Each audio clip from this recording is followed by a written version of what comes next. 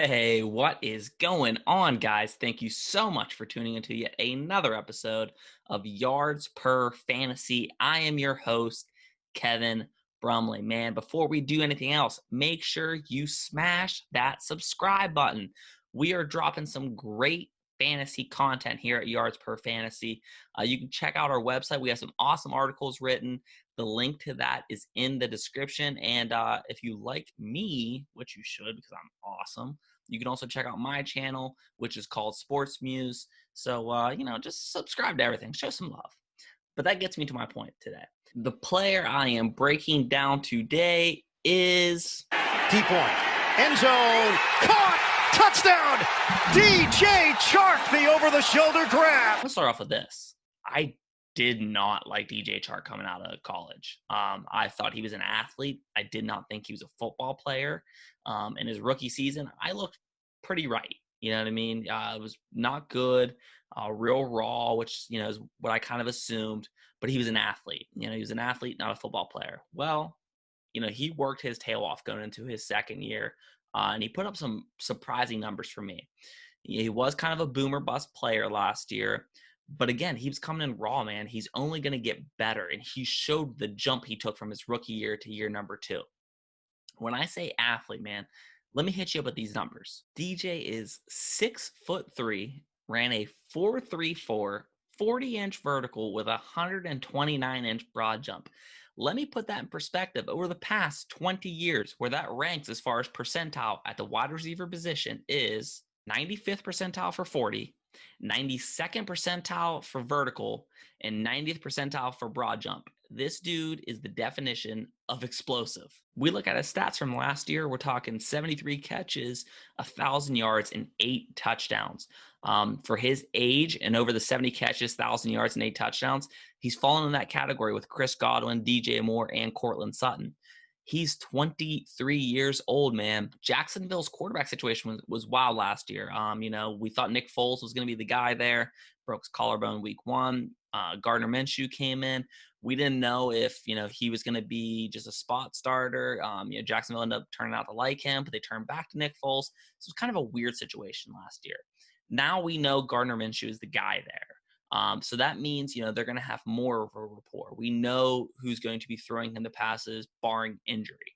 Chark is being valued as the 22 overall receiver in Dynasty football. And again, guys, we're talking about Dynasty football. 23 years old. You're going to have this guy for a long time, man.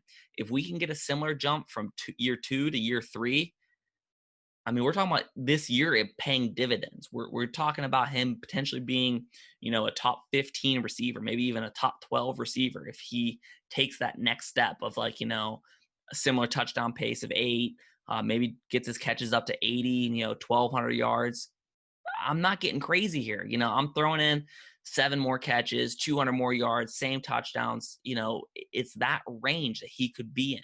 He's a fantastic athlete, and we can see he's developing into a fantastic football player. I think that next step for DJ is to really become the third down go-to guy, man. When it's 3rd and 7, important part in the game, game's on the line. DJ's next step into his evolution is becoming that go-to guy to run that slant or that dig or that comeback. Right now he's kind of like a big version of Deshaun Jackson when he was young. I love him, and I only think it's going to keep developing. And the good thing is Jacksonville's offense isn't loaded, but they have enough talent around him where it's going to be tough for him to, get doubled. Yeah, he's probably going to be playing the best corner because he's the best receiver on the Jags. But with, Dede, with Chris Conley, with, Fournette actually had several catches last year. Plus, they like to load the box against Fournette. We look at what A.J. Brown did when the running game got going in Tennessee. That play action, man, Gardner and DJ could have a similar connection in that aspect. And with talking about there's talent around DJ, I don't think there's enough talent to worry about them overtaking DJ's touches. I know a lot of people gave me feedback on the Cortland Sutton piece, and they're saying, Jerry Jeudy's going to steal his touches. Noah Fant's going to be the man. Hamler's going to be stealing touches. And yeah, that could partially be true. Not so much during the rookie season. I would definitely recommend you look up rookie receivers and their production over time. But it's always good to have some production around you, because if you're the only guy there, you're going to be drawing, bracket coverage, doubles, triples, and then it makes your job very, very tough.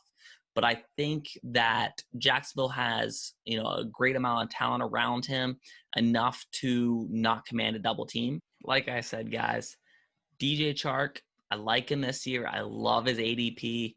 I'm a auction draft kind of guy. I think you can get him for the right price. So go out and get him in your league.